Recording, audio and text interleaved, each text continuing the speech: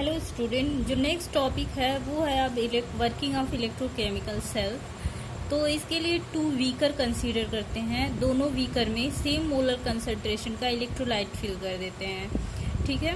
फिर इन दोनों बीकर में दो मेटल इलेक्ट्रोड डिप करते हैं। इसका नेम मैंने M1 और M2 दिया है।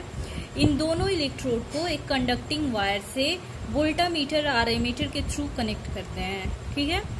अब इन दोनों इलेक्ट्रोलाइट को हम एक इन्वर्टेड यू शेप के ग्लास ट्यूब से कनेक्ट करते हैं, ठीक है। इन दोनों इलेक्ट्रोलाइट जो सोल्यूशन है इनको हम इन्वर्टेड मतलब उल्टा, यू ऐसे बनता है तो इन्वर्टेड जब बनाएंगे तो यू ऐसे हो जाएगा। तो एक इन्वर्टेड यू शेप के ऐसे ये यू शेप का ग्लास ट्यूब है जिसको हम क्या कहते हैं, साल्ट ब्रिज।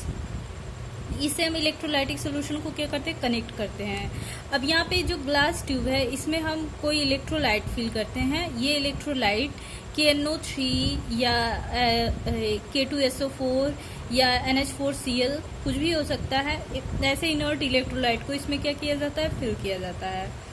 दोनों इलेक्ट्रोड में से एक इलेक्ट्रोड पे क्या होता है, ऑक्सीडेशन, दूसरे पे क्या होता है, रिडक्शन, ठीक है। जनरली जो ऑक्सीडेशन होता है वो लेफ्ट साइड होता है और जो रिडक्शन होता है वो किधर होता है, वो राइट साइड होता है, ठीक है। अब इलेक्ट्रोकेमिकल सेल में जिसका ऑक्सीडेशन होता है वो निगेटिव टर्मिनल होता है, ठीक है। ये कौन सा टर्मिनल होता है, निगेटिव टर्मिनल। और जिसपे रिडक्शन होता है वो कौन सा टर्मिनल होता है, पॉजिटिव टर्मिनल होता है।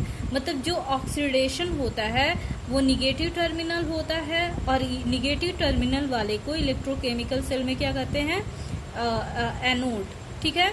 और जो पॉजिटिव टर्मिनल होता है उस टर्मिनल को हम क्या कहते हैं इलेक्ट्रोकेमिकल सेल में, कैथोड, ठीक है।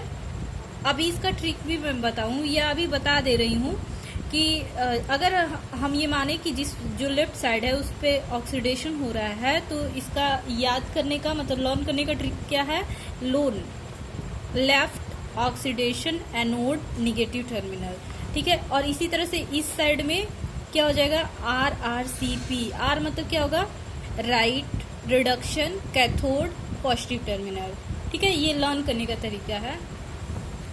अब ऑब्जर्वेशन क्या होता है यहाँ पे, मतलब जब रिएक्शन होता है तो आप क्या ऑब्जर्व करते हैं वो देखिए।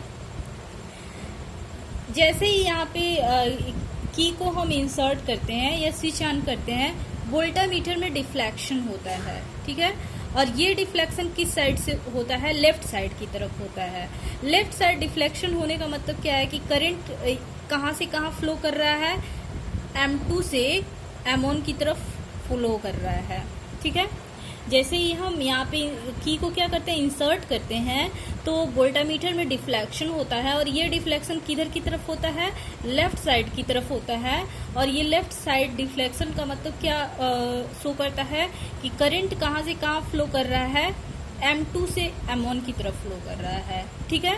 इसका मतलब क्या कि अगर आपको ना पता हो कि किधर ऑक्सीडेशन किधर रिडक्शन हो रहा है तो आप वोल्टामीटर में जो ये निडल है इसके डिफ्लेक्शन से भी आप बता सकते हो कि किधर इलेक्ट्रॉन फ्लो कर रहा है और किसका ऑक्सीडेशन हो रहा है, किसका रिडक्शन हो रहा है, ठीक है। अब मैं बताती हूँ।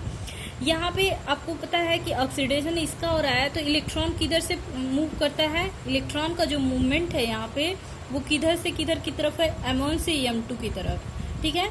इलेक्ट्रॉन का मूवमेंट ऑक्सीडेशन से रिडक्शन वाले वेसल की तरफ होता है, इसलिए करंट किधर से फ्लो करता है, आपका रिडक्शन से ऑक्सीडेशन, ठीक है। इलेक्ट्रॉन का मूवमेंट कहाँ से है, M1 से M2। तो आपको पता है इलेक्ट्रॉन के मूवमेंट के रिवर्स डायरेक्शन में क्या करता है, करंट फ्लो करता है। तो इलेक्ट्रॉन M1 से M2 फ्लो कर रहा है तो करंट कहाँ से फ्लो करेगा, M2 टू M1 फ्लो करेगा, ठीक है ना। तो आप डिफ्लेक्शन से भी बता सकते हैं। यहाँ पे डिफ्लेक्शन किस साइड है, लेफ्ट साइड है। मतलब इलेक्ट्रॉन कहाँ से फ्लो कर रहा है, M1 से M2 की तरफ, ठीक है। अगर ये राइट साइड होता तो इलेक्ट्रॉन कहाँ से मूव करता, M2 टू M1, ठीक है।